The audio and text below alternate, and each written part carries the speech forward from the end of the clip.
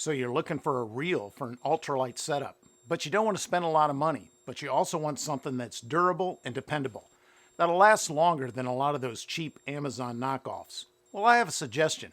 Why don't you stick around and we'll talk about it. Be right back.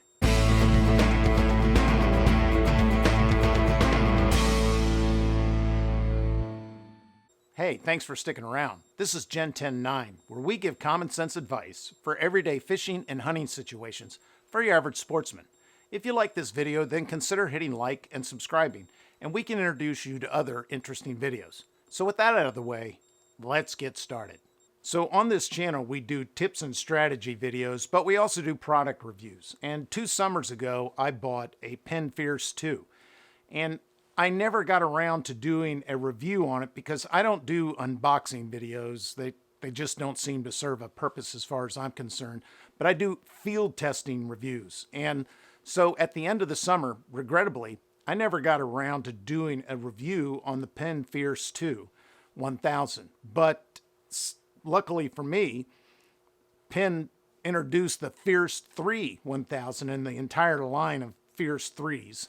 And so doing a review on a 1000 Fierce 2 would have been meaningless because now they've launched a new product. But I realized I could do a comparison review because the Fierce 2 1000 and the Fierce 3 1000, as far as structure and body, are virtually the same reel.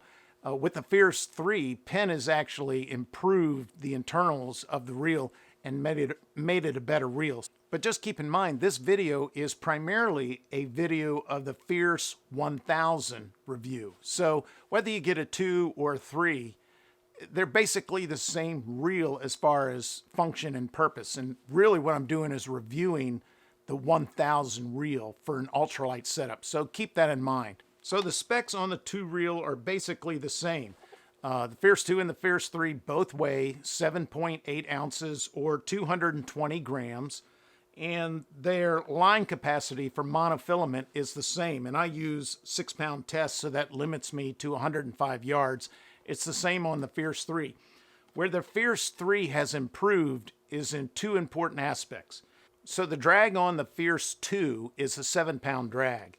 And they've improved the drag system on the Fierce 3 to an HT100 drag system. And that gives them what they claim is a 9-pound drag. Now, I don't know if I'd feel, if I had a chance to catch maybe 6-7 pound fish, I don't know if I'd want a Fierce 1000, whether the drag is 9 pounds or 7 pounds. So, and especially since I'm using 6-pound line. So I really don't know if that's a benefit.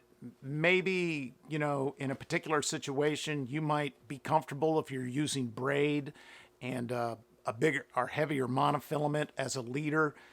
That might work for you. I still would prefer a larger reel, a 2000 or 3000 size reel. So the second improvement in the Fierce 3 from the Fierce 2 is that they've gone away from the shielded ball bearing system of the Fierce 2, and they've gone ahead and sealed the ball bearings, which makes the reel a better reel for saltwater fishing. Now, if I was saltwater fishing, I'd want a bigger reel than a 1000. But maybe that's just fine for your situation. I don't know. That's a definite improvement because theoretically speaking, a sealed ball bearing system should be more durable and last longer than a shielded ball bearing system. But since I'm freshwater fishing in streams, ponds, and lakes, it's not as a big a deal. So keep that in mind. It does cost more. When I bought my Fierce 2 1000, it was a $55 reel. Now the Fierce 3 1000 is a $59 reel. So you're paying a little bit more for the sealed ball bearings, but $5 more for sealed ball bearings is a pretty good deal as far as I'm concerned. But the most important spec on this reel, in my opinion, is a full metal body and frame. And now some of you are thinking, well, that makes it heavier. Well, first of all, it's an ultralight setup. I mean, you're talking about just a few ounces. I don't buy composite body reels. I did a video on that. If you're interested, I'll leave a link in the description and you could probably find it. But they just don't last, in my opinion. They just don't last. I want something that is going to last 10 years. And you may not get that with a composite body reel. So this is a full metal body reel. I've seen lots of bodies break. In the river where I go fishing, I'm constantly seeing broken rods, but I'm also seeing broken reels, and they always break at the stem, and they're always it's always the same thing. It's a composite body reel, and so this is a full metal body reel, and because of that, that's the most important spec on this reel as far as I'm concerned. So my ultralight setup is the Fierce 2 1000, and I'm putting it on a ugly stick. That's a 5.5 foot rod, light action 2-piece rod, because I like the portability. And I'm using 6-pound line. I use 6-pound line because I'm mainly lure fishing and jig fishing with it. And you know, if you use 4-pound or 2-pound line and you get a jig or a lure snagged, the line's more likely to break as you're trying to free the lure up from the snag. So I go ahead with the 6-pound line in the hopes that I'll save more lures if they get a snag. And so I just don't trust the lighter lines. Of course, that only gives me 105 yards of line, but I've pretty much gotten into the habit of changing out my line frequently, at least once a year, maybe twice. And so if you don't like changing the lines on your reel, then you might want to go ahead with the 4-pound line. If you're just bobber fishing with a worm, 4-pound test should do you just fine. Unless, of course, you get some sort of stupid 4-pound bass come along and hammer your worm, which has happened. So, or a catfish, you know, you're probably in big trouble if a 7-pound catfish comes along and takes your worm on your bobber. Then you're in for the fight of your life. But again, if you're bobber fishing, a 4-pound line is probably sufficient for crappie or bluegill fishing. But if you're expecting a little tougher customer like, you know, a 3-pound bass or a 4-pound trout, then I would go ahead and go with the 6-pound test. So when I bought this rig, the reel cost $55. This GX2 ugly stick costs $39. I think it's the same price today. And I'm using cheap Berkeley monofilament, and that was about $7. So I think I got into this entire setup for under $100, but regrettably, right now, the pricing has gotten sort of strange because of the world crisis, and products coming back and forth from China is kind of at a minimum right now. So availability is kind of being stretched. So as I said, the Fierce 3 is listing at $59, basically $60, but I'm seeing it all over the web at $75, $70. And so I still could find the Fierce 2 on the web. Some smaller shops or have websites, they're dumping old product, and I could still find the Fierce 2 1000 at $55. So if you do a little shopping around, you probably can get the Fierce, you can get the Fierce 3 somewhere at $59.95, and you may get the Fierce 2 at $55. Chances are you'll begin to see the Fierce 2 at even a deeper discount. And if you go on eBay, a lot of times you go on eBay, you can find some of these, you know, new unused reels at a good price. And so I'm betting you'll be able to find the Fierce 2 at a pretty cheap price. And the Fierce 3, like I said, is going to list at $59.95. If you find it there, then great, that's a good deal. You should probably buy it. So the most important question concerning the Penn Fierce 1000 series reel is, what's its performance like? And the performance is great. I love this setup that I have, this ultralight setup that I have using this reel, especially if I have a long track to walk back in the woods and I'm fishing in creeks that are overgrown or ponds that are overgrown and the casting radius is really limited. This is a really good reel, especially when you're lucky enough to get a 3-pound smallie or a 3-pound largemouth on this ultralight setup, because it really brings the excitement back into fishing, hooking one of the larger fish with this ultralight setup that I have. Because the truth is, when you're fishing with a 2000 series or 3000 series reel and a 7-foot rod, you're kind of like just derricking these fish in. You know, there may be some fight, but it's never like an ultralight setup. So it just brings the excitement back into fishing because it involves a little more finesse, a little more working the fish, and it's just a lot more enjoyable. So it's one of my favorite setups. And like I said, it's not my only setup, but this is my ultralight setup. So that leads us to the question of, well, who is this ultralight setup for?